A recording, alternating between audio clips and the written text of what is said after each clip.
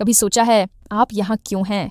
इस विशाल ब्रह्मांड में आपके होने का क्या मतलब है? आपकी कहानी आज से नहीं बल्कि करोड़ों साल पहले एक ऐसे दिन से शुरू होती है जब हमारी यह दुनिया हमेशा हमेशा के लिए बदल गई। एक ऐसा दिन जब इस धरती के असली राजाओं का राज खत्म हुआ ताकि एक दिन आपकी कहानी शुरू हो सके। एक समय था जब यह दुनिया हमारी नहीं थी। यहाँ ऐसे दैत्याकार और अद्भुत जीवों का साम्राज्य था जिनकी कल्पना भी आज हमारे रोंगटे खड़े कर देती है। डायनासोर। पूरे 14 करोड़ सालों तक उन्होंने इसी जमीन पर अपने विशाल कदमों से राज किया जहां आज हम चलते हैं। उन्होंने इसी हवा में सांसें ली जिसमें आज हम लेते हैं। उनकी हजारों प्रजातियां थीं। कुछ विशालकाय और शांत शाकाहारी थे जो जंगलों को आकार देते थे, तो कुछ ऐसे खूंखार शिकारी थे जिनकी एक दहाड़ से जमीन कांप उठती थी। वे इस ग्रह के निर्विवाद शासक थे, प्रकृति के सबसे सफल और शानदार जीव। लेकिन फिर अचानक सिर्फ एक ही दिन में सब कुछ खत्म हो गया। एक जलते हुए पल में उनकी करोड़ों साल की बादशाहत धूल में मिल गई। आखिर उस दिन ऐसा क्या हुआ था? वो कौन सी आसमानी आफत थी जिसने इन अजेय राजाओं का नामो निशान तक मिटा दिया? इस रहस्य को जानने के लिए हमें समय के सागर में एक लंबी छलांग लगानी होगी, 6 करोड़ 50 लाख साल पीछे, डायनासोर के उस आखिरी भयानक दिन को अपनी आंखों से देखने के लिए। तो चलिए तैयार हो जाइए इस अविश्वसनीय सफर के लिए। आज से 6 करोड़ 50 लाख साल पहले धरती पर एक खूबसूरत और सामान्य दिन था। सूरज की सुनहरी रोशनी घने जंगलों से छनकर जमीन पर आ रही थी।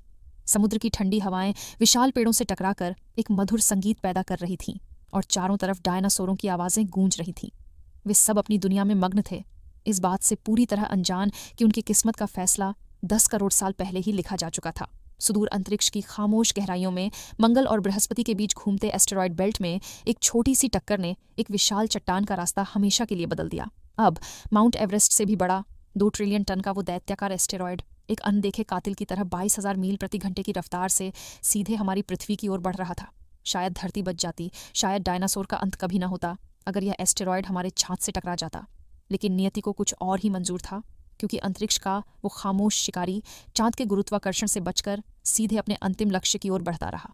जैसे ही इसने पृथ्वी के सुरक्षा कवच यानी हमारे वायुमंडल को छुआ, इसकी रफ्तार एक अविश्वसनीय 70,000 किलोमीटर प्रति घंटे तक पहुंच गई और हवा के घर्षण ने उसे एक जलते हुए नर्क में बदल दिया। अब यह सिर्फ एक चट्टान नहीं थी, ये आसमान से गिरती हुई एक प्रलय थी, एक ऐसा आग का गोला जिसकी चमक 1000 सूर्यों से भी तेज थी।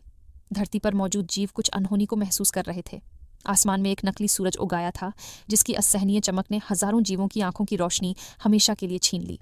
वे उस मौत के गोले को देख नहीं पा रहे थे, लेकिन उसकी जानलेवा गर्मी की लहर उनके शरीर को झुलसा रही थी। अटलांटिक महासागर को पार करने में इसे महज 4 मिनट लगे और फिर महाविनाश ने धरती को छू लिया। मेक्सिको की खाड़ी में 10 हाइड्रोजन बमों की सम्मिलित शक्ति से भी परे एक ऐसा प्रचंड विस्फोट हुआ जिसने समय को एक पल के लिए रोक दिया। ये विस्फोट इतना शक्तिशाली था कि इसने धरती का सीना चीरकर लाखों टन पिघली हुई चट्टान और धातु को वापस अंतरिक्ष में फेंक दिया। टक्कर वाली जगह पर 180 किलोमीटर चौड़ा और 20 किलोमीटर गहरा एक ऐसा घाव बन गया जो शायद कभी नहीं भर सकता था। टक्कर के ठीक 16 मिनट बाद धरती ने अपना असली क्रोध दिखाना शुरू किया। ग्रह का कलेजा कांप उठा और 11.1 की तीव्रता वाली भूकंपीय तरंगों ने जमीन को किसी कागज की तरह फाड़ना शुरू कर दिया। इसी झटके ने समुद्र के शांत पानी में हलचल मचा दी और देखते ही देखते आसमान छूती पानी की दीवारें यानी महाविनाशक सुनामी की लहरें पैदा हो गईं, जो सिर्फ पानी नहीं बल्कि अपने साथ मौत का मलबा लेकर धरती के हर कोने को निगल जाने के लिए दौड़ पड़ी। सोए हुए ज्वालामुखी जाग गए और आग उगलने लगे। 800 किलोमीटर के दायरे में आने वाला हर जीव पल भर में जलकर राख हो गया।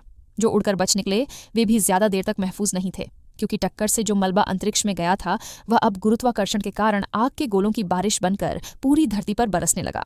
आसमान से मौत बरस रही थी। 6,500 किलोमीटर प्रति घंटे की रफ्तार से धूल का एक विशाल शैतानी बवंडर पूरी धरती को अपनी काली चादर में लपेटने के लिए आगे बढ़ रहा था।